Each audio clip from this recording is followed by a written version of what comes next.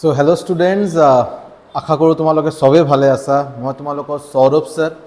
and I welcome you all to the official YouTube channel of Euphoria Academy. আজি যেনেকৈ তোমালোকে বাৰু চাই আছা বাৰু ইয়াতে থাম্বনেইলতো পাইছা বাৰু কেইটামান ইম্পৰ্টেণ্ট থিয়ৰেম আৰু কনচেপ্ট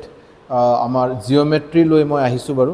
জিঅ'মেট্ৰি বাৰু বহুত এটা ভাষ্ট চাপ্টাৰ হয়, এইটো বাৰু আমি সবেই জানো। তাতে আমাৰ ট্ৰাইংগেল মানে ত্ৰিভুজ, ট্ৰাইংগেল আছে, সাৰ্কেল মানে বৃত্ত, কোৱাড্ৰিলেটাৰেল মানে চতুৰ্ভুজ আৰু আমাৰ ৰেগুলাৰ পলিগন, এই চাৰিটা চাপ্টাৰ আছে। ইয়াৰ বাহিৰত ষ্টাৰ্টিঙত এটা চাপ্টাৰ হয় লাইনছ এণ্ড এংগলছ। তো যিটো আমি জিঅ'মেট্ৰি বুলি কওঁ, একচুৱেলি জিঅ'মেট্ৰিৰ ভিতৰত আকৌ 5টামান চাব চাপ্টাৰ বুলি মই ক'ব পাৰোঁ। Lines and angles, triangle, circle, quadrilateral আৰু ৰেগুলাৰ পলিগন, এই 5টা চাপ্টাৰ মিলি আমাৰ কি হয়, জিঅ'মেট্ৰি হয়। যি হওক বাৰু, চ' অবভিয়াছলি গোটেইখিনি বস্তু বাৰু এটা মেৰাথন ভিডিঅ' মই প্লেন কৰি আছোঁ বাৰু, বাট এই মেৰাথন ভিডিঅ'টো মোটামুটি জিঅ'মেট্ৰি যদি শেষ কৰিব লগা হয়, আৰু জিঅ'মেট্ৰি শেষ কৰিব লগা মানে মই জাষ্ট কৈ আছোঁ যে all the concepts will be discussed. এই পাৰ্টিকুলাৰ এটা ভিডিঅ'ত মই প্লেন কৰোঁ যাতে গোটেইখিনি থিয়ৰেম আৰু কনচেপ্ট যাতে ডিছকাছ কৰা হয়, লগতে এটা দুটাকৈ কুৱেশ্যন যাতে কৰা হয়। এইটো মিনিমাম 8 ঘণ্টাৰ পৰা 9 ঘণ্টা এটা ভিডিঅ' হ'ব। আৰু যদি ডিটেইলছত যদি কৰিব বিচাৰোঁ আৰু এইটো মোটামুটি এৰাউণ্ড 30 আৱাৰ্ছ, 30 ঘণ্টাৰ এটা ভিডিঅ'। আৰু এনেকৈ অলৰেডি ইউটিউবত এনেকৈ ভিডিঅ' আছে বাৰু, বহুত ভাল ভাল টিচাৰৰ ভিডিঅ' আছে বাৰু। যি হওক, চ' আজি মই যিটো লৈ আহিছোঁ এইটো হ'ল বাৰু ট্ৰাইংগেল। তোমালোকে চাব পাৰিছা ত্ৰিভুজ। ট্ৰাইংগেলৰ কেইটামান ইম্পৰ্টেণ্ট কনচেপ্ট বা থিয়ৰেম আমি আজি ডিছকাছ কৰিম, যিবিলাক একেবাৰে বেছিক হয়, আমাৰ জানাটো বহুত important as far as our government job preparation is concern. ঠিক আছেনে? আৰু এইটো যিটো মই বনাই আছোঁ বাৰু এই ভিডিঅ'ত, অবভিয়াছলি এইটো আমাৰ ADRE বা আমাৰ বেলেগ ষ্টেট গভৰ্ণমেণ্ট এক্সামছৰ কাৰণেতো ইউজফুল হ'বই বাৰু। ইয়াৰ বাহিৰত আমি চবেই গম পাওঁ যে আমাৰ RRB NTPC ৰেলৰ যিটো NTPC যিটো এক্সাম, সেইটো অলৰেডি নটিফিকেশ্যন ওলাই গৈছে। আৰু এইটোৰ কাৰণে মই ভাবোঁ যে বহুত ষ্টুডেণ্টে বাৰু এইটোৰ কাৰণে ইণ্টাৰেষ্টেড থাকিব। মই নিজে বাৰু এজন ষ্টেচন মাষ্টাৰ, RRB NTPC 2015 মই ক্লিয়াৰ কৰিছোঁ as a station master.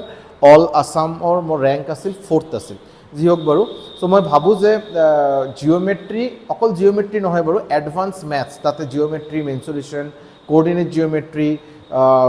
ট্ৰিগোনোমেট্ৰি, heights and distance, হয়নে, এলজেব্ৰা, মেনচুৰেশ্যন 2D 3D, এইবিলাক বহুত ইম্পৰ্টেণ্ট এটা ৰোল প্লে' কৰে আমাৰ যেতিয়া আমি এটা SSC CGL অৰ RRB NTPC নিচিনা এক্সামৰ কথা যেতিয়া আমি ডিছকাছ কৰোঁ, হয়নে নাই? চ' এইটো এটা বহুত ইম্পৰ্টেণ্ট টপিক হ'ব আমাৰ, যিটো আমাৰ RRB NTPC যিটো হ'বলৈ গৈ আছে, এইটো কাৰণে এটা বহুত এটা ইম্পৰ্টেণ্ট টপিক হ'ব বুলি মই এইটো ভাবোঁ আৰু। ঠিক আছে, ট্ৰাইংগেলৰ কেইটামান ইম্পৰ্টেণ্ট কনচেপ্ট চোৱা। ফাৰ্ষ্ট অফ অল এইটো আমি চবেই জানো যে এটা ত্ৰিভুজৰ 3টা কোণ থাকে, 3টা এংগেল থাকে, আৰু 3টা এংগেলৰ যোগফল 180 ডিগ্ৰী। এই থিয়ৰমটো বাৰু চবেই জানো, এইটোলৈ কোনো অসুবিধা নাই। নেক্সট এটা কনচেপ্ট, আজি বাৰু ফাৰ্ষ্ট থিয়ৰেম হ'ল থিয়ৰেম নম্বৰ 1। থিয়ৰেম নম্বৰ 1 মই দি আছোঁ বাৰু। ধৰা এইটো এটা ত্ৰিভুজ হয় বাৰু, এইটো এটা ত্ৰিভুজ, ঠিক আছে, ABC, ক্লিয়াৰ? আমি চবেই গম পাওঁ যে ত্ৰিভুজৰ যে AB আৰু C 3টা শীৰ্ষবিন্দু বুলি আমি কওঁ, ভাৰ্টেক্স, 3টা শীৰ্ষবিন্দু বুলি কওঁ। এই ভাৰ্টেক্সৰ যিটো অপজিট বাহু, A ভাৰ্টেক্সৰ অপজিট বাহু কি হ'ব বাৰু? BC। এই A ভাৰ্টেক্সৰ অপজিট বাহু BC, ইয়াক মই স্মল a দি ডিনোট কৰিব পাৰোঁ। চিমিলাৰলি B ভাৰ্টেক্সৰ অপজিট বাহু, বিপৰীত বাহু কি হ'ব? AC। এইটো যিটো কেপিটেল B, এইটোক আমি স্মল b দি ডিনোট কৰিব পাৰোঁ। চিমিলাৰলি এই ভাৰ্টেক্স হ'ল C, আৰু C ভাৰ্টেক্সৰ অপজিট যিটো বাহু মানে AB, সেইটোক আমি কি বুলি ডিনোট কৰিব পাৰোঁ? স্মল c বুলি ডিনোট কৰিব পাৰোঁ, হয়নে নাই? এতিয়া এটা বহুত কমন এটা কুৱেশ্যন আমাৰ ৰেলৱে আৰু আমাৰ SSCৰ কাৰণে, যে 4টামান অপশ্যন দিয়া থাকিব। ধৰা তোমাক এটা কুৱেশ্যন দিয়া হৈছে, কুৱেশ্যনত কোৱা হৈছে যে তলত দিয়া 4টা অপশ্যনৰ ভিতৰত কোন অপশ্যনে দি বা কোন 3টা বাহু দি এটা ট্ৰাইংগেল বনোৱা সম্ভৱ নহয়। ফ্ৰম দ্য বিলো given options select the option by which a triangle cannot be formed। এনেকৈ এটা কুৱেশ্যন হ'ব পাৰে। যেনেকৈ ছাপ'জ ধৰা তোমাক 4টা অপশ্যন দিলে A, B, C আৰু D। ছাপ'জ মই ক'লোঁ 5, 12, 13। এইটো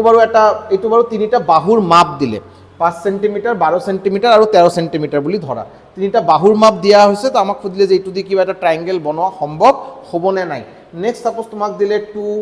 2 5 নেক্সট তোমাক দিলে সাপোজ 24 7 26 নেক্সট তোমাক দিলে সাপোজ 3 4 5 এই চাৰিটা তোমাক অপশ্যন দিলে এই চাৰিটা অপশ্যনে দি কোন অপশ্যনে দি আমাৰ ট্ৰাইংগেল বনোৱা সম্ভৱ নহ'ব এইটো আমাক সুধিলে বাৰু চোৱা সো এইটো বাৰু এটা থিওৰেমৰ ভিতৰত আমি বেসিক্যালি দুটা কনসেপ্ট ডিসকাস কৰিম দুটা কনসেপ্ট ফাৰ্স্ট কনসেপ্ট হল যে এটা ত্ৰিভুজ হওয়াৰ কাৰণে এই ত্ৰিভুজৰ যিকোনো দুটা বাহুৰ যোগফল 3 নম্বৰ বাহুৰ চেয়ে বেছি হ'ব লাগিব ঠিক আছে এটা ত্ৰিভুজৰ যিকোনো দুটা বাহু তুমি যদি মোক কোৱা যে স্যাৰ ইয়াতে এটা কাম কৰো a plus b কৰিলো এই যে দুটা বাহু a আৰু b এই দুটা বাহুৰ যোগফল 3 নম্বৰ বাহুৰ চেয়ে বেছি হ'বই লাগিব যদি নহয় যদি ট্ৰাইংগেল বনোৱা সম্ভৱ নহয় a plus b must be greater than c b plus c must be greater than a আৰু c plus a must be greater than b এই তিনিটা কন্ডিশন ফুলফিল হ'বই লাগিব এটা ট্ৰাইংগেল হোৱাৰ কাৰণে তুমি যদি চোৱা যে sir a plus b greater than c হৈ আছে বাৰু বাট কিবা কাৰণত b plus c greater than a কিন্তু হোৱা নাই b plus c equal to a হৈ আছে বা b plus c less than a হৈ আছে তেতিয়া কি ট্ৰাইংগেল বনোৱা সম্ভৱ হ'ব নহয় এই তিনিটা কন্ডিশন যদি ফুলফিল হয় তেতিয়াই বাৰু মই ক'ব পাৰো যে a b আৰু c এই তিনিটা বাহুৱে দি আমি এটা ট্ৰাইংগেল বনাব পাৰো যেনেকৈ যদি মই এক্সাম্পলত আহো ইয়াতে কি আছে বাৰু 5 12 আৰু 13 তুমি 5 আৰু 12 ক প্লাস কৰা 5 আৰু 12 প্লাস কৰিলে হ'ব 17 17 কি 13 পৰা বেছি নে কম বেছি ভেৰি গুড এতিয়া তুমি 12 আৰু 13 প্লাস কৰা 25 গ্ৰেটাৰ দেন 5 এতিয়া তুমি 13 আৰু 5 প্লাস কৰা 18 গ্ৰেটাৰ দেন 12 তো মই এই তিনিটা বাহুৱে দি এটা ট্ৰাইংগেল বনাব পাৰো নিশ্চয়কৈ পাৰিম নেক্সট অপশ্যন সি সো অপশ্যন সি 24 plus 7 31 greater than 26 26 plus 7 33 greater than 24 26 plus 24 50 greater than 7 তো নিশ্চয়কৈ আমি বনাব পাৰিম similarly 3 plus 4 greater than 5 4 plus 5 greater than 3 5 plus 3 8 greater than 4 এইটো দি বনোৱা সম্ভৱ কিন্তু অপশ্যন সি অপশ্যন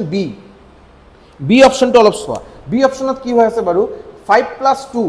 5 plus 2 7 greater than 2 হয় sir 5 plus 2 7 7 is greater than 2 ঠিক আছে বাৰু মই কৰিলো 8 2 plus 5 7 greater than 2 হয় স্যাৰ হৈ আছে কিন্তু যদি মই 8 2 আৰু 8 2 প্লাস কৰো 2 plus 2 4 4 less than 5 4 2 plus 2 দুটা মই বাহু প্লাস কৰিলো দুটা বাহুৰ যোগফল কিমান হল 4 4 5 ৰ চেয়ে ডাঙৰ নহয় 4 5 ৰ চেয়ে কম হৈ আছে বাৰু বেছি হোৱা নাই বাৰু so here sum of two sides 2 আৰু 2 সেন্টিমিটাৰ এই দুটা যদি মই প্লাস কৰো থাৰ্ড সাইডৰ পৰা যেহেতু কম হৈ আছে সো মই কম 8 এই অপশ্যনটো দি বাৰু ট্ৰাইংগেল বনোৱা সম্ভৱ নহয় ক্লিয়াৰ হৈ গ'ল বাৰু সো এটা ট্ৰাইংগেল হোৱাৰ কাৰণে যিকোনো দুটা বাহুৰ যোগফল 3 নম্বৰ বাহুৰ চেয়ে বেছি হ'বই লাগিব এইটো এটা কন্ডিশন হৈ গ'ল আৰু এটা আছে কোনেবা ভাবে স্যাৰ মই এইটো নকৰাকে বেলেগ কিবা আৰু অপশ্যন আছে নেকি আৰু এটা অপশ্যন আছে আৰু এটা অপশ্যন হ'ল যদি তুমি কইব বিচাৰা যে যিকোনো দুটা বাহুৰ ডিফাৰেন্স মানে যদি মই মাইনাস কৰো যেনেকৈ a মাইনাস b দুটা বাহুৰ ডিফাৰেন্স কিন্তু সদায় 3 নম্বৰ বাহুৰ চেয়ে কম হ'বই লাগিব এটা ট্ৰাইংগেল মানে আইদাৰ দিস অৰ দিস তুমি এইটো এই পাৰ্টিকুলাৰ তিনিটা কন্ডিশন চেক কৰিব পাৰা আদারওয়াইজ ইয়াতে মই তিনিটা কন্ডিশন লিখিম সেই তিনিটা কন্ডিশন তুমি কিন্তু চেক কৰিব পাৰা তো a minus b must be less than c b minus c must be less than a c minus a must be less than b যিকোনো দুটা বাহুৰ ডিফাৰেন্স 3 নম্বৰ বাহুৰ চেয়ে কম হ'বই লাগিব এটা ট্ৰাইংগেল হোৱাৰ কাৰণে ইয়াতে খালি এটা সৰু কথা মনত ৰাখিলে হ'ল বাৰু মই ইয়াতে ব্ৰেকেট নিদিয়াকে মই ইয়াতে মড দিম mod a minus b mod b minus c mod আৰু c minus a মড এটো কোৱা হয় মড এটো কি কোৱা হয় মড বা মডুলাস কমপ্লিট নাম হ'ল পুৰা নাম হ'ল মডুলাস এটোক আমি মড বুলি ক'ব পাৰো মড এই মডটো কি বস্তু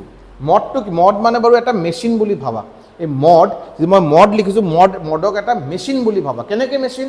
এই মেচিনত যদি মই কিবা এটা নম্বৰ যদি সোমাই দিওঁ ইয়াৰ পৰা যেটো ৰিজাল্ট ওলাব ৰিজাল্টটো সদায় পজিটিভ ৰিজাল্ট হ'ব মানে যদি মই মড অফ 5 বুলি কওঁ, মড অফ 5 কিমান, তুমি মোক ক'বা 5। যদি মই তোমাক কওঁ মড অফ -5 কিমান, তুমি মোক ক'বা 5।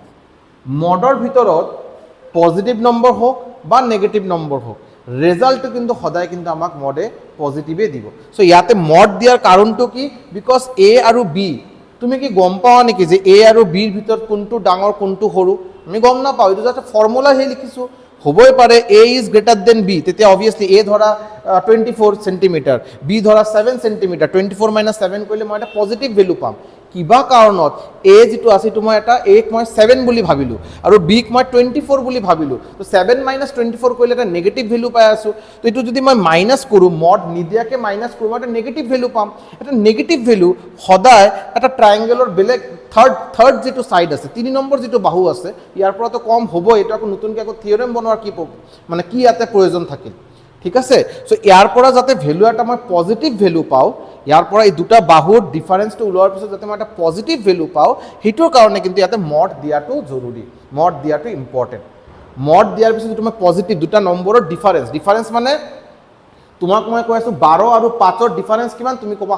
7। মই তোমাক ক'লোঁ 5 আৰু 12ৰ ডিফাৰেঞ্চ কিমান, তুমি মোক 7 বুলিয়ে ক'বা, তুমি মোক -7 বুলি ক'ব নোৱাৰা। মই তোমাক ক'লোঁ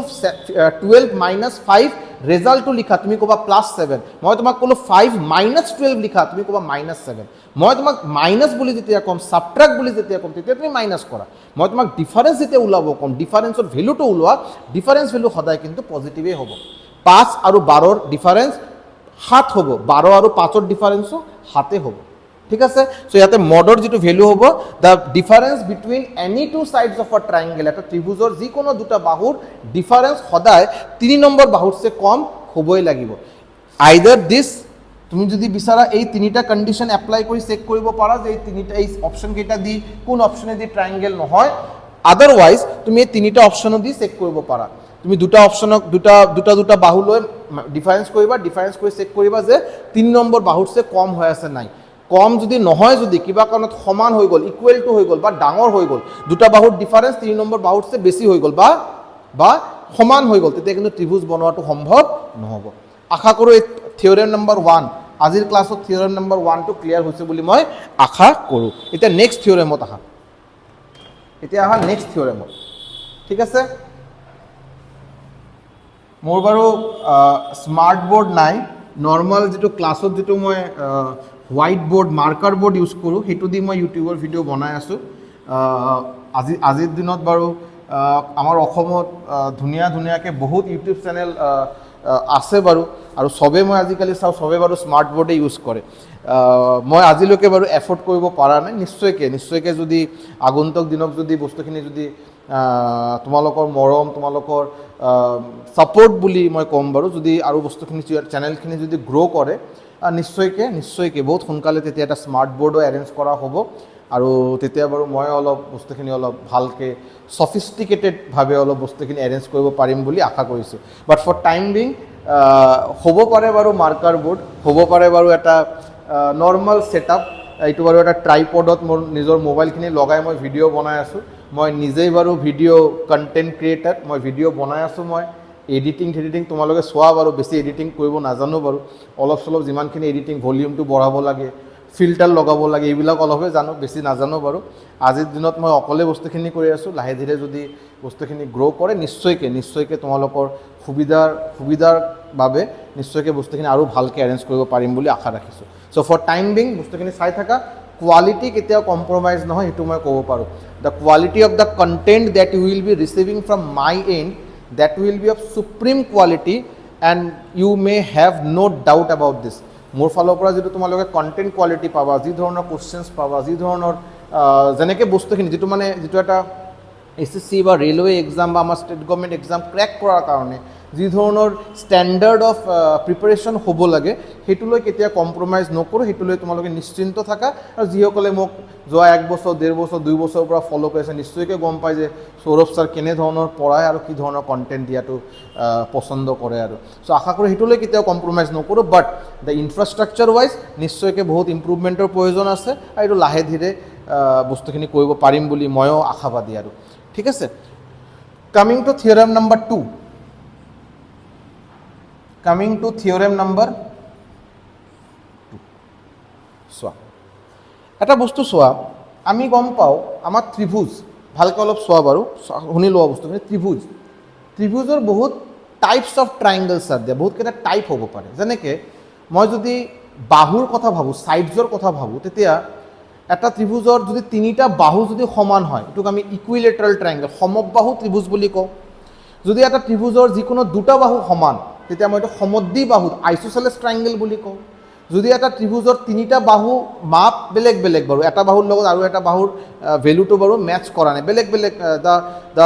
triangle where all the sides having different values এই ধৰণৰ ট্ৰাইংগলক আমি কি বুলি কওঁ স্কেলিন ট্ৰাইংগল মানে বিষমবাহু ত্ৰিভুজ হয়নে চ' ডিপেণ্ডিং অন দ্য ছাইডছৰ ওপৰত বাহুৰ ওপৰত ভিত্তি কৰি এটা ত্ৰিভুজক তিনিটাভাৱে আমি কেটাগৰাইজ কৰিব পাৰোঁ ইকুইলেটাৰেল ট্ৰাইংগল সমবাহু ত্ৰিভুজ আইচোচেলেছ ট্ৰাইংগল সমদ্বিবাহু ত্ৰিভুজ আৰু স্কেলিন ট্ৰাইংগল এইটো হ'ল আমাৰ বিষমবাহু ত্ৰিভুজ আৰু এংগেলৰ ওপৰত ভিত্তি কৰি যে এটা ত্ৰিভুজৰ তিনিটা এংগেল যদি সূক্ষ্মকোণ হয় সূক্ষ্মকোণ মানে 0 ডিগ্ৰীৰ পৰা বেছি 90 ডিগ্ৰীৰ পৰা কম এই ধৰণৰ ট্ৰাইংগলক আমি কি বুলি কওঁ সূক্ষ্মকোণী ত্ৰিভুজ মানে একিউট এংগেল ট্ৰাইংগল এটা ত্ৰিভুজত যদি এটা এংগেল যিকোনো এটা এংগেল যদি 90 ডিগ্ৰী হয় যিকোনো এটা এংগেল যদি 90 ডিগ্ৰী হয় এই ট্ৰাইংগলক আমি কি বুলি কওঁ ৰাইট এংগেল ট্ৰাইংগল মানে সমকোণী ত্ৰিভুজ আৰু এটা ত্ৰিভুজ ত্ৰিভুজৰ যিকোনো এটা কোণ স্থূল কোণ মানে গ্ৰেটাৰ দেন 90 ডিগ্ৰী 90 ডিগ্ৰীছে বেছি আৰু 180 ডিগ্ৰীৰ পৰা কম এই ধৰণৰ ত্ৰিভুজক আমি কি বুলি কওঁ স্থূলকোণী ত্ৰিভুজ মানে obtuse angle triangle so' depending on angles তিনি ধৰণৰ ত্ৰিভুজ হ'ব পাৰে acute angle triangle right angle triangle obtuse angle triangle depending on sides তিনি ধৰণৰ ট্ৰাইংগল হ'ব পাৰে ইকুইলেটাৰেল ট্ৰাইংগল আইচোচেলেছ ট্ৰাইংগল আৰু স্কেলিন ট্ৰাইংগল এতিয়া এটা কথা ছাপ'জ তোমাক এটা ত্ৰিভুজ দিলে এ বি চি ত্ৰিভুজ দিলে এ বি চি তো অবভিয়াছলি মই যিটো যোৱা লাষ্ট থিয়ৰেমত মই চাইছোঁ বাৰু যিহেতু ভাৰ্টেক্সৰ নাম এ এইটো মই স্মল এ দি ডিনোট কৰিব পাৰোঁ ভাৰ্টেক্সৰ নাম বি স্মল বি দি ডিনোট কৰিব পাৰোঁ ভাৰ্টেক্সৰ নাম চি শীৰ্ষবিন্দুৰ নাম চি চ' এইটো অপজিট বাহু যিটো আছে স্মল চি দি ডিনোট কৰিলোঁ আমাক কিন্তু বাহুৰ মাপ দিছে বাৰু ভালকৈ বস্তুখিনি অলপ নোট কৰা অলপ ভালকৈ বস্তুখিনি চোৱা তোমাক কিন্তু এংগেলৰ কোনো মেজাৰ দিয়া নাই কোন কেইটা যে আছে এংগেল এ এংগেল বি আৰু এংগেল চি এই কোন কেইটাৰ ভেলু কিন্তু তোমাক দিয়া হোৱা নাই তোমাক তিনিটা বাহুৰ মাপ দিয়া হৈছে আৰু সুধিলে যে এই ত্ৰিভুজটো বাৰু সমবাহু ত্ৰিভুজ না এই ত্ৰিভুজটো তোমাৰ একিউট এংগেল ট্ৰাইংগল মানে সূক্ষ্মকোণী ত্ৰিভুজ না ৰাইট এংগেল ট্ৰাইংগল সমকোণী ত্ৰিভুজ না স্থূলকোণী ত্ৰিভুজ মানে অবটিউচ এংগেল ট্ৰাইংগল আমি কি পালোঁ যে acute angle triangle right angle triangle আৰু অবটিউচ এংগেল ট্ৰাইংগলৰ বাবে কি লাগে আমাৰ লাগে এংগেলৰ মাপ লাগে আমাৰ এংগেলৰ মেজাৰ লাগে এংগেলৰ কোনকেইটাৰ ভেলু যদি আমি গম পাওঁ যে এটা ত্ৰিভুজত তিনিটা কোণৰ ভেলু 0ৰ পৰা বেছি 90 ডিগ্ৰীৰ পৰা কম মানে এইটো সূক্ষ্মকোণী ত্ৰিভুজ একিউট এংগেল ট্ৰাইংগল এটা ত্ৰিভুজ ত্ৰিভুজৰ যিকোনো এটা angle 90 degree right angle triangle এটা এংগেলৰ মাপ যদি 90 ডিগ্ৰীছে বেছি হয় 180 ডিগ্ৰীছে কম হয় মানে স্থূলকোণ মানে স্থূলকোণী ত্ৰিভুজ এংগেলৰ মাপ এংগেলৰ ভেলু যদি দিয়া থাকে আমি এই ধৰণৰ এইভাবে তিনিটা এংগেলৰ আমি ইজিলি ট্ৰাইংগল কেইটা নাম দিব পাৰোঁ বাট ইয়াত আমাক একিউট এংগেল না ৰাইট এংগেল ট্ৰাইংগল না অবটিউচ এংগেল ট্ৰাইংগল খুদিলে কিন্তু আমাক এংগেলৰ কিন্তু মেজাৰ দিয়া নাই উল্টা আমাক কিন্তু বাহুৰ মাপ কেইটা দিছে তো বাহুৰ মাপ কেইটা দিয়া থাকিলে আমি কেনেকৈ ওলাব পাৰোঁ সেইটোতো আমাক শিকাই নাই বাৰু বস্তুখিনি চোৱা যি তিনিটা বাহু তোমাক দিয়া হ'ব এই তিনিটা বাহুৰ ভিতৰত আটাইতকৈ যিটো ডাঙৰ বাহু এই বাহুটো তুমি ছেপাৰেট কৰা তোমাক তিনিটা বাহুৰ মাপ দিয়া থাকিব সাপোজ তোমাক দিয়া আছে 24 সেন্টি সাপোজ তোমাক দিয়া আছে সাপোজ মই তোমাক ক'লোঁ এটা বাহু দিয়া আছে 5 12 আৰু 13 এই তিনিটা বাহু তোমাক দিয়া আছে এটা ত্ৰিভুজত তিনিটা বাহু দিয়া আছে 5 12 আৰু 13 ফাৰ্ষ্ট অফ অল এই তিনিটা বাহুৱে দিয়ে ট্ৰাইংগল বনাব পাৰিম নে নাই আমি লাষ্ট থিয়ৰম নম্বৰ 1ত আমি শিকিছোঁ যে পাৰিম বিকজ যিকোনো দুটা বাহুৰ মাপ 3 নম্বৰ বাহুৰছে যদি বেছি হয় যদি আমি নিশ্চয়কৈ ট্ৰাইংগল বনাব পাৰিম ইয়াতে 5 + 12 17 greater than 13 12 + 13 25 greater than 5 13 + 5 18 greater than 12 যেহেতু ইয়াতে যিকোনো দুটা বাহুৰ যোগফল 3 নম্বৰ বাহুৰছে বেছি হৈ আছে নিশ্চয়কৈ মই এইটো ট্ৰাইংগল বনাব পাৰিম এতিয়া কথা থাকিল যে এই তিনিটা বাহুৱেদি মই যিটো ট্ৰাইংগল যিটো বনাম এই ট্ৰাইংগলটো বাৰু কি ধৰণৰ ট্ৰাইংগল হ'ব এইটো কি বাৰু একিউট এংগেল ট্ৰাইংগল হ'ব না ৰাইট এংগেল ট্ৰাইংগল হ'ব না অবটিউচ এংগেল ট্ৰাইংগল হ'ব এইটো কিন্তু আমাক ওলাব দিলে চ' ফাৰ্ষ্ট অফ অল আমাক যিটো কৰিব লাগিব এই তিনিটা বাহুৰ ভিতৰত যিটো আটাইতকৈ যিটো ডাঙৰ বাহু এইটোক মই চি বুলি মানিলোঁ সাপোজ ইয়াতে 5 সেণ্টিমিটাৰ 12 সেণ্টিমিটাৰ 13 সেণ্টিমিটাৰ আটাইতকৈ ডাঙৰ বাহু কোনটো 13 সেইটো মই চি বুলি মানিলোঁ হৈ গ'ল so' C must be greater than A and B যিটো চি হ'ব চি মানে এই পাৰ্টিকুলাৰ বাহু যিটো বাকী দুটা বাহুতছে বেছি মানে দ্য গ্ৰেটেষ্ট ছাইড এই ত্ৰিভুজত দ্য গ্ৰেটেষ্ট ছাইড আটাইতকৈ ডাঙৰ বাহুটো বাৰু মই চি বুলি ভাবিলোঁ এতিয়া তুমি C square লিখিলা C square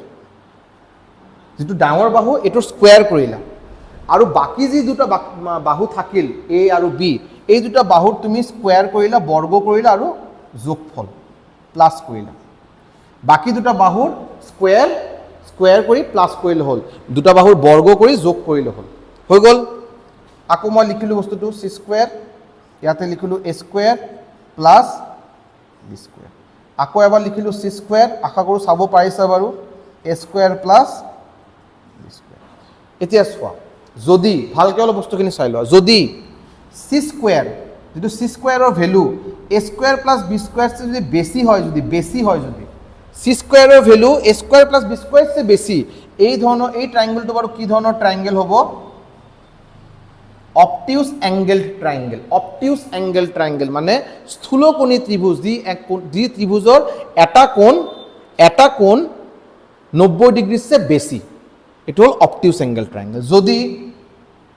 C স্কুৱেৰৰ value A square plus B স্কুৱেৰতছে কম হয় যদি চি স্কুৱেৰৰ ভেলু ওলাইছোঁ এ স্কুৱেৰ প্লাছ বি স্কুৱেৰৰ ভেলু ওলাইছোঁ যদি চি স্কুৱেৰৰ value A square plus B স্কুৱেৰতছে কম হয় সেইটো আমি কি বুলি ক'ম তেতিয়া এইটো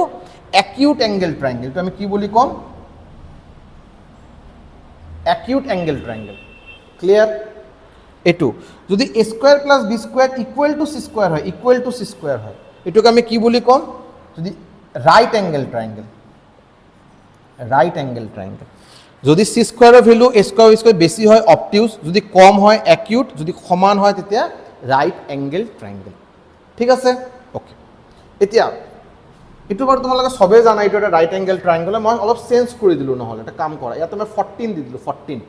14 is the greatest side okay মই এতিয়া গম পাওঁ 5 ইয়াতে আটাইতকৈ ডাঙৰ কোনটো 14 তো আমি কি আগতে কি কৰিম 14 স্কুৱেৰৰ ভেলু কিমান হয় 196 আৰু ইয়াতে কি আছে 5 আৰু 12 মানে বাকী দুটা বাহুৰ মই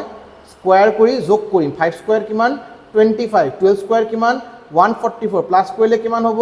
169 তো এ স্কুৱেৰ প্লাছ বি স্কুৱেৰ কৰিলে কিমান আহিল 169 চি স্কুৱেৰ কৰি কিমান আহিল 196 আৰু আমি পাই আছোঁ যে 196 169তছে বেছি মানে 14 square is greater than 5 square plus 12 square মানে চি স্কুৱেৰৰ ভেলু এ স্কুৱেৰ আৰু প্লাছ বি স্কুৱেৰতছে বেছি যদি চি স্কুৱেৰৰ value A square plus B স্কুৱেৰতছে বেছি হয় কি ধৰণৰ ট্ৰাইংগেল হ'ব অবটিউজ এংগেল ট্ৰাইংগেল কি ধৰণৰ ট্ৰাইংগেল অবটিউজ এংগেল ট্ৰাইংগেল এইটো হ'ল তোমাৰ থিয়ৰেম নম্বৰ 2 ক্লিয়াৰ আমাৰ থিয়ৰেম নম্বৰ 2 ইয়াতে শেষ হ'ল তোমালোকক চবকে ৰিকুৱেষ্ট থাকিব বাৰু মই অলপ লাহে বস্তুখিনি বুজাওঁ তো কোনোবা এনেকৈ হ'ব পাৰে বাৰু বিজি মানুহ তো অলপ টাইমৰ অলপ অভাৱ আৰু ওলাই যাব লাগে ইমান টাইম দিব নোৱাৰোঁ তো তোমালোকে নিশ্চয়কৈ মোৰ ভিডিঅ'টো 1.25 স্পীডত চাব পাৰা 1.25 স্পীডত চাব পাৰা তেতিয়া বস্তুখিনি তোমালোকৰ টাইমখিনি অলপ ছেভ হ'ব আৰু কণ্টেণ্টখিনি আশা কৰোঁ বুজিব পাৰিবা আৰু ঠিক আছে এতিয়া আমি চাম থিয়ৰেম নম্বৰ 3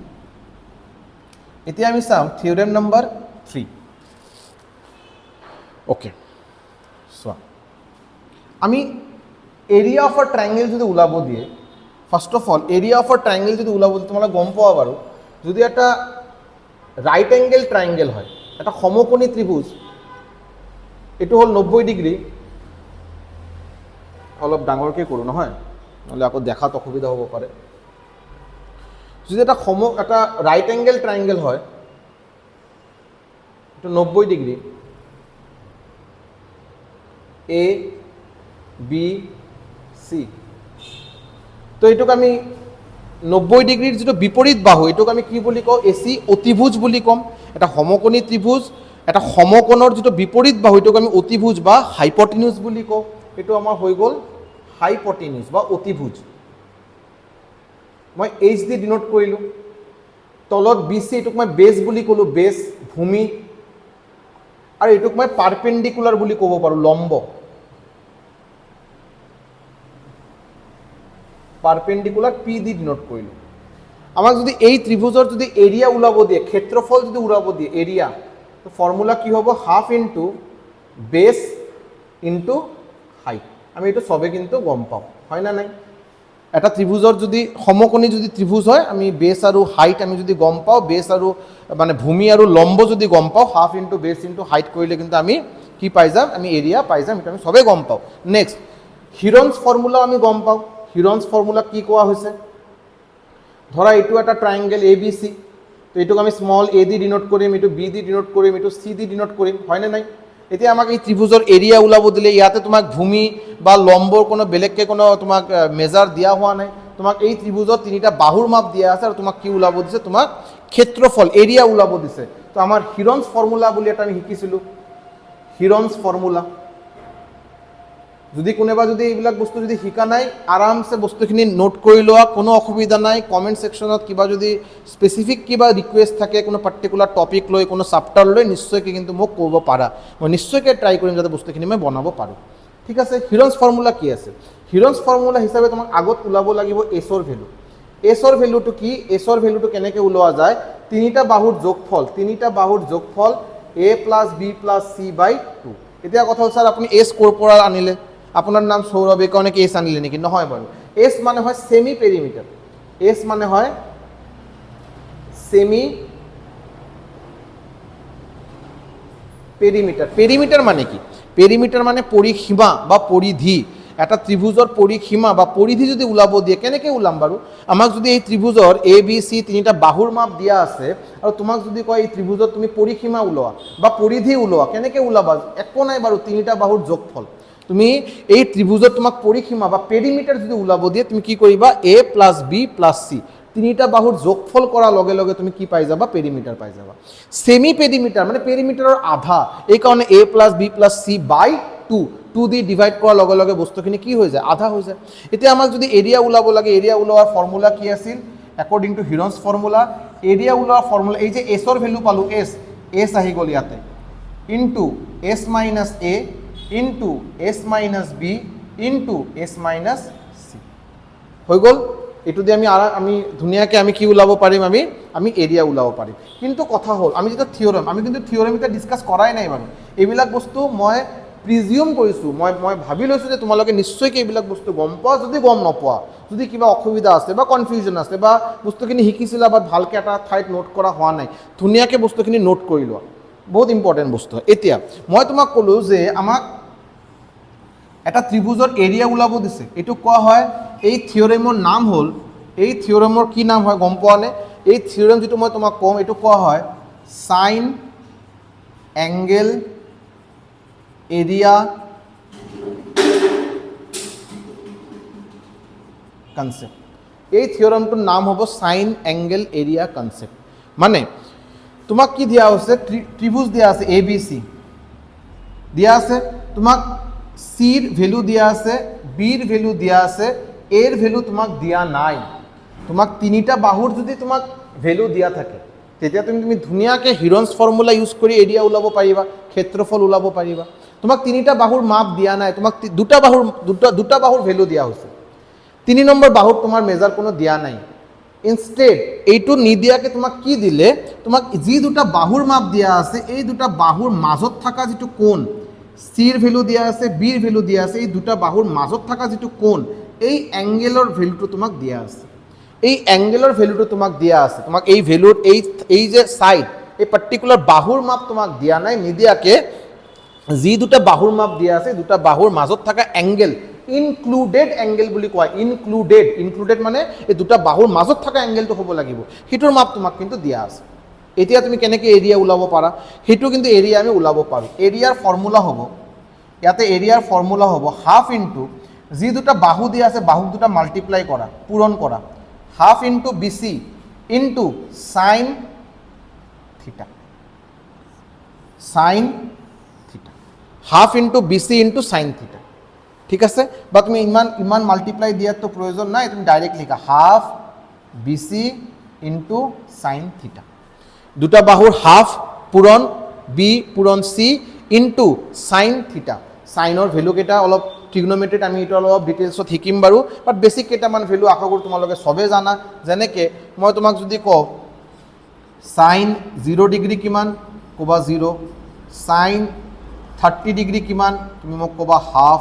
মই তোমাক সুধিলোঁ সাইন 45 ডিগ্ৰী কিমান তুমি মোক ক'বা 1/√2, মই তোমাক সুধিলোঁ সাইন 60 ডিগ্ৰী কিমান তুমি ধুনীয়াকৈ মোক কৈ দিবা √3/2, মই তোমাক সুধিলোঁ সাইন 90 ডিগ্ৰী 90 ডিগ্ৰী বাৰু কৈ দিয়াচোন তুমি মোক ক'বা 1। এইকেইটা ভেলু ফৰ টাইম বিং এতিয়াৰ কাৰণে বাৰু এইকেইটা ভেলু ধুনীয়াকৈ মনত ৰাখি দিয়া। এইটোৰ বাহিৰত বেলেগ কিবা যদি ভেলু প্ৰয়োজন হয়, ছাপ'জ 120 ডিগ্ৰী 150 ডিগ্ৰী আমি ধুনীয়াকৈ ওলাই ল'ব পাৰিম, সেইটো আমি ট্ৰিগন'মেট্ৰিত শিকিম। তাতে আমাৰ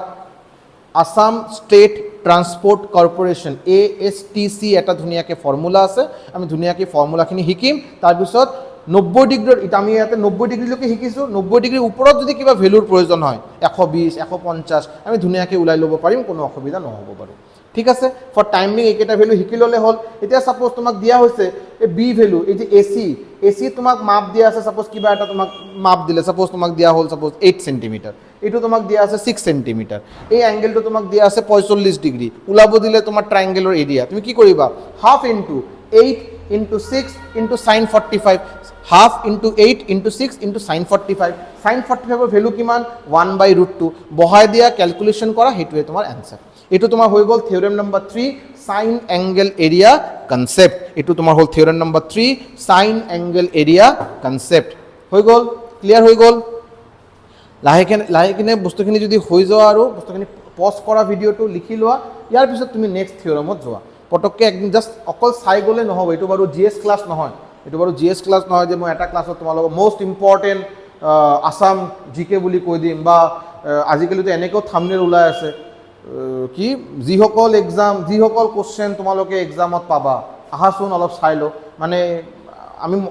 আগৰ পৰা আমি গমেই পাওঁ যে এক্সামত কি আহিবলৈ গৈ আছে, আৰু সেইকেইটা কোশ্চেনে আমি ডিছকাছ কৰিম, তুমি ধুনীয়াকৈ আৰু তোমাৰ নিচিনা বাকী আৰু 1 লাখ ষ্টুডেণ্টে সেইটো চাব, আৰু সেইকেইটা কোশ্চেনে আহিব, চবেই চাকৰি পাব। তো যি হওক বাৰু, এইটোতো আজিকালি এটা বিজনেছ ষ্ট্ৰেটেজি ওলাই গৈছে, মানে এক্সামত আহিবলগীয়া কোশ্চেনকেইটা অলপ ডিছকাছ কৰিলোঁ এনেকৈ কোৱা হয়। আৰু যি হওক বাৰু, তো মোৰ বাৰু ইমান চেনেল নাই, মই কি কোশ্চেন আহিব এক্সামত বাৰু মই ক'ব নোৱাৰোঁ, বাট ইমানখিনি গেৰেণ্টি আছে, যিমানখিনি কনচেপ্ট শিকাই দিম, যিমানখিনি থিয়ৰেমছখিনি ডিছকাছ হ'ব, যি ধৰণৰ বা যি টাইপ অফ কোশ্চেন, মই কোশ্চেন বুলি নকওঁ, কোশ্চেনৰ কোনো শেষ নাই। তুমি যদি অকল এটা পাৰ্চেণ্টেজ চেপ্টাৰৰ যদি কথা কোৱা, মই যদি অফলাইন ক্লাছ কৰোঁ SSC আৰু ৰেলৱে ফাউণ্ডেশ্যন বেচ, তাতে মই পাৰ্চেণ্টেজ প্ৰফিট এণ্ড লছত অন এন এভাৰেজ 250 300কৈ কোশ্চেন কৰাইছোঁ। বাট এই 300টা কোশ্চেনৰ পৰা কি আমাৰ SSCত কোশ্চেন কি কমন পৰিব, কিবা ৰেলৱেত কোশ্চেন কমন পৰিব? নপৰে। কেনেকৈ কোশ্চেন পৰিব পাৰে, নপৰাৰ চান্সটোৱে বেছি, পৰিলে বাৰু ভাগ্য ভাল। কিন্তু মই এটা কথা মোৰ গেৰেণ্টি আছে, এইটো মই সদায় অফলাইন ক্লাছত মই কৈ দিওঁ, मेरा कोई गारंटी नहीं है कि मैं मेरे क्लास वर्क शीट में आपको 250 क्वेश्चन दिया हूँ या 300 क्वेश्चन दिया हूँ और इससे ही एग्जाम में आएगा, ऐसा मेरा कभी भी कोई गारंटी नहीं रहता है। लेकिन ये गारंटी मेरा हमेशा रहेगा कि मैं जो टाइप ऑफ क्वेश्चंस आपको सिखाऊंगा, मैं कभी रैंडम क्लास नहीं करता हूँ। आपका परसेंटेज है, परसेंटेज में आपका ये 26 या 27 या 28 टाइप का क्वेश्चन होता है, जो कि मैं लास्ट 20 साल का आपका SSC रेलवेज अलग अलग स्टेट गवर्नमेंट का क्वेश्चन पेपर देख के मैं उसको एनालाइज करके मैं निकाला कि ये अलग अलग टाइप का क्वेश्चन आपको आता है, जो कि ओवरऑल मिलके 26 या 27 टाइप हो रहा है। तो गारंटी है, अगर आपका नसीब अच्छा है, अगर बहुत ड्रेस्टिक कुछ चेंज ना हो जाए, तो नेक्स्ट बार जो आपका रेलवे एग्जाम होगा, जो आपका SSC एग्जाम होगा, ये 27 टाइप में से ही क्वेश्चन आपका आएगा, टाइप आपका कॉमन आएगा, लेकिन डेटा अलग हो सकता है, वैल्यूज अलग हो सकता है, कैलकुलेशन थोड़ा ज़्यादा हो सकता है, कैलकुलेशन थोड़ा कम हो सकता है। मैं दिया हूँ राम, उधर आया रावण, हो ही सकता है, लेकिन कंसेप्ट आपका सेम रहेगा, आपका टाइप आपका कॉमन आएगा, क्वेश्चन कॉमन आने का कोई उसमें चांस मेरा कभी भी गारंटी नहीं रहता है। ठीक है, okay, coming back to theorem number 4। Theorem number 4, so angle bisector theorem, angle bisector theorem. এটা কি হয়, সাপোজ এটা একটা ট্রায়াঙ্গেল,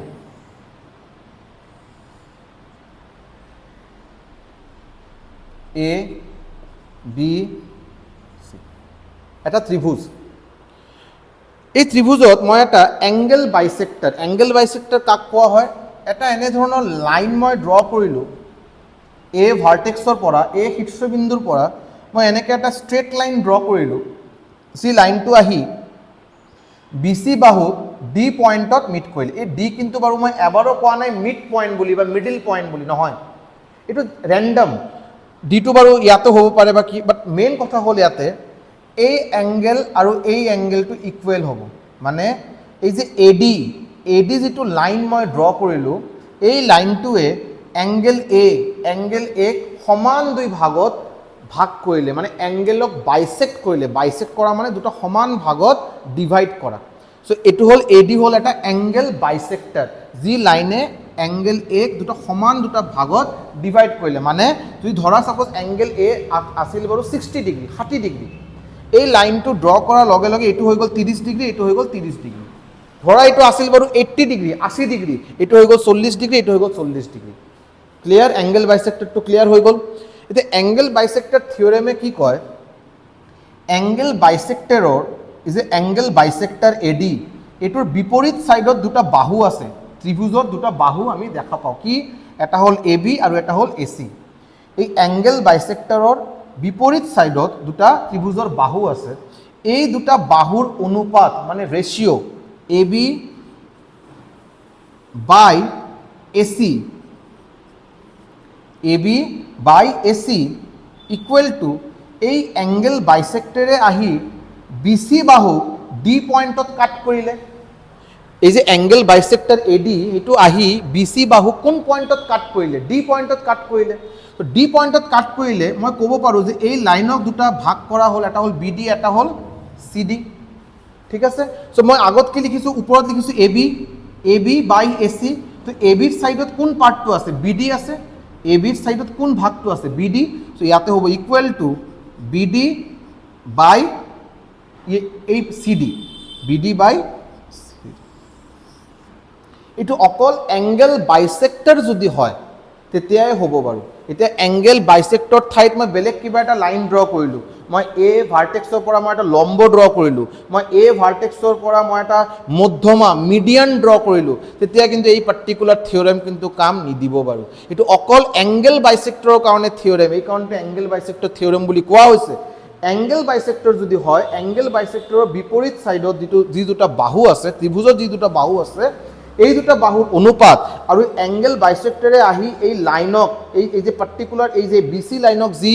ভাগত মানে ভাগ কৰিলে এটোৰ অনুপাতটো সেম হ'ব সদায় AB by AC equal to BD by CD এটো হ'ল তোমাৰ থিওৰেম নাম্বাৰ 4 কোশ্চেনত দিয়া থাকিব যে সাপোজ এবিসি এটা triangle AD is the angle bisector ABC এটা ত্ৰিভুজ এডি হ'ল এটা এংগেল বাইসেক্টৰ আৰু লগতে দিয়া আছে তোমাক ইয়াতে সাপোজ এবিৰ মাপ তোমাক দিয়া আছে কি এবিৰ মাপ তোমাক দিয়া আছে সাপোজ ধৰা 6 সেন্টিমিটাৰ তোমাক এসিৰ ভ্যালু তোমাক দিয়া আছে সাপোজ 16 সেন্টিমিটাৰ এটো দিয়া আছে 20 সেন্টিমিটাৰ এবিৰ ভ্যালু দিয়া আছে তোমাক 16 সেন্টিমিটাৰ এসিৰ ভ্যালু তোমাক দিয়া আছে 20 সেন্টিমিটাৰ বিডিৰ ভ্যালু তোমাক দিয়া আছে সাপোজ মই কলো তোমাক 8 সেন্টিমিটাৰ তোমাক ওলাব দিছে বিসিৰ ভ্যালু ওলোৱা তোমাক ওলাব দিছে তুমি বিসিৰ ভ্যালু ওলাৱা তো বহুত আমি ইজিলি কৰিব পাৰো কেনেকে সোয়া যেহেতু এডি এটা এংগেল বাইসেক্টৰ নিশ্চয় কি AB by AC equal to BD by DC হ'ব সো মই ইয়াতে লিখিম AB by AC equal to BD by DC AB কিমান দিয়া আছে 16 দিয়া আছে এসি কিমান দিয়া আছে 20 দিয়া আছে বিডি কিমান দিয়া আছে 8 দিয়া আছে আৰু ডিসি আমাক কিমান দিয়া আছে ডিসি আমাক ওলাব লাগিব আমি ডিসি ভ্যালু ওলাই লম বাৰু ইয়াতে যদি 8 দি কাটো ইয়াতে 2 হল এটো যদি কাটো 10 হৈ গল তো ডিসিৰ ভ্যালু আমি কি পাই গলো ডিসিৰ ভ্যালু পাই গলো 10 সেন্টিমিটাৰ বিডিৰ ভ্যালু কিমান দিয়া আছিল 8 বিডিৰ ভ্যালু কিমান দিয়া আছিল 8 ডিসিৰ ভ্যালু কিমান পালো 10 ডিসিৰ ভ্যালু কিমান পালো 10 আমাক কি ওলাব দিছে আমাক ওলাব যে কমপ্লিট বিসি কমপ্লিট ওলাব দিছে তো 8 প্লাস 10 মিলি আমাৰ आंसर কিমান হল 18 সেন্টিমিটাৰ ইজ দ্য आंसर আমাক 8 দিয়া আছিল আমি এংগেল বাইসেক্টৰ থিওৰেম ইউজ কৰি আমি 10 সেন্টিমিটাৰ উলাই ললো ডিসিৰ ভ্যালু আমাক কমপ্লিট বাহুৰ মাপ ওলাব দিছে বিসি মানে 8 প্লাস 10 8 আৰু 10 প্লাস কৰি মই কিমান পাই আছো 18 centimetre will be the correct answer ঠিক আছে এটো হল আমাৰ এংগেল বাইসেক্টৰ থিওৰেম আহো বাৰু এটা নেক্সট এটা থিওৰেম হিকো এটো বাৰু আজি লাষ্ট থিওৰেম তোমালোকে নিশ্চয়কৈ বাৰু ভিডিওটো চাব ভিডিওটো চাই পিনে মোক নিশ্চয়কৈ জনাব কেনে লাগিল ভাল লাগিল বেয়া লাগিল কি ধৰণৰ কনসেপ্ট তোমালোকে কি ধৰণৰ টপিক তোমালোকে মোৰ পৰা বিচাৰা কি ধৰণৰ মানে মোৰ প্ৰচেছটো কি হ'ব তোমালোকে বিচাৰা যে মই চাপ্টাৰ ৱাইজ কৰাই থাকিম না ৰেণ্ডম কুৱেশ্যনছ কৰাম না প্ৰিভিয়াছ ইয়াৰ কুৱেশ্যন কৰাম, কি ধৰণৰ তোমালোকে মোক বিচাৰা সেইটো মোক এবাৰ নিশ্চয়কৈ কমেণ্ট ছেকশ্যনত জনাবা। আৰু মষ্ট ইম্পৰ্টেণ্ট কথা যিটো মই বাৰু লাষ্ট বহুতকেইটা ভিডিঅ'ত কোৱাটো পাহৰি গৈছোঁ বাৰু, ইউফৰিয়া একাডেমীৰ এটা ফেচবুক পেজ আছে, নাম হ'ল ইউফৰিয়া একাডেমী। তোমালোকে চাব পাৰিবা, ইউফৰিয়া একাডেমী চাৰ্চ কৰিলে পাই যাবা বাৰু। তাতে কভাৰ পিক বা ডিপিত মোৰ ফটো আছে বা কি আছে নিশ্চয়কৈ গম পাবা এইটো মোৰে চেনেল হয়। এই পাৰ্টিকুলাৰ ফেচবুক পেজটো নিশ্চয়কৈ এবাৰ ফ'ল' কৰি ল'বা। কাৰণটো মই কৈ আছোঁ, মই ডেইলি এটা দুটা তিনিটাকৈ পষ্ট দিয়া হয় তাতে। এতিয়া কেতিয়াবা প্ৰমোশ্যনেল পষ্ট থাকে, নতুন কিবা বেটছ আমাৰ অফলাইন বেটছ ষ্টাৰ্ট হ'বলৈ গৈ আছে বা কি ধৰণৰ, এইবিলাকতো প্ৰমোশ্যনেল কিবা পষ্ট বা মোৰ যিটো টীম আছে, কেতিয়াবা ডিজিটেল টীম এটা আছে, তেখেতে কেতিয়াবা মোৰ কিবা পষ্ট এটা বনাই দিয়ে, তো তেতিয়াও এনেকৈ কিবা পষ্টটো তেখেতসকলে আপলোড কৰে। বাট মই সদায় এটা ট্ৰাই কৰোঁ যে তাতে কিবা ইনফৰ্মেটিভ ভিডিঅ' মই দিয়াৰ এটা ট্ৰাই কৰোঁ। তাতে কুৱেশ্যনছ হ'ব পাৰে, তাতে কিবা সৰু এটা ভিডিঅ' বনাই দিব পাৰোঁ যিটো ইউটিউবত নাই। ইউটিউবত দিয়া বস্তু ইউটিউবত থাকিব, ইউটিউব নিদিয়াকৈ কিবা কিবি কণ্টেণ্ট ফেচবুকত কিন্তু ডেইলি বেচিছত মই আপলোড কৰা সদায় ট্ৰাই কৰোঁ। সেইটো যদি তোমালোকে ফ'ল' কৰি ৰাখা, তো মই এই পাৰ্টিকুলাৰ ইনফৰ্মেটিভ ভিডিঅ' বা কণ্টেণ্টৰ লগত মই তাতে এটা ফলোৱাৰ্ছৰ কাৰণে @followers বুলি মই দি দিওঁ, যাতে ফলোৱাৰ্ছসকলে গম পায় যে পাৰ্টিকুলাৰ পেজৰ ফলোৱাৰ্ছসকলে যাতে গম পায় যে এই পাৰ্টিকুলাৰ পেজত কিবা এটা কণ্টেণ্ট আহিছে বুলি। আৰু তো তাতেও তোমালোকে কিন্তু বহুত ভাল ভাল কোৱালিটি ইনফৰমেশ্যন পাবা বুলি মই আশা কৰোঁ। তো নিশ্চয়কৈ এবাৰ বহুত যিমান সোনকালে সম্ভৱ ফেচবুকত গৈ পিনে ইউফৰিয়া একাডেমী পেজটো ফ'ল' কৰি ল'লে ভাল হ'ব বুলি মই আশা কৰোঁ। Theory number 5,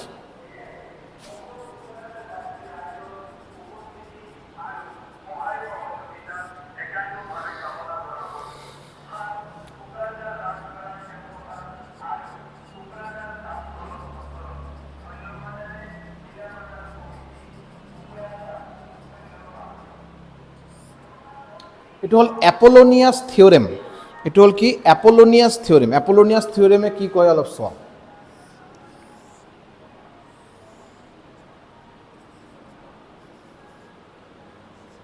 ABC triangle,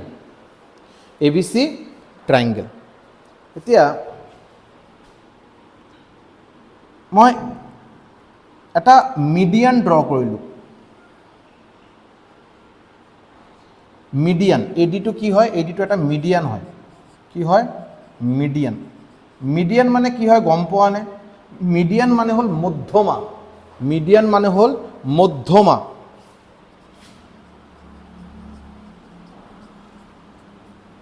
median মানে হ'ল মধ্যমা। মধ্যমা কাক কোৱা হয়? ভালকৈ অলপ বস্তুখিনি শুনি লোৱা। মধ্যমা মানে হ'ল শীৰ্ষবিন্দুৰ পৰা মই এটা ৰেখা, মই এটা লাইন ড্ৰ কৰিম। এই লাইনটোৱে আহি বিপৰীত বাহুৰ মিডিল পইণ্টত, এইটো বাৰু মিডিল পইণ্ট হোৱা নাই বাৰু,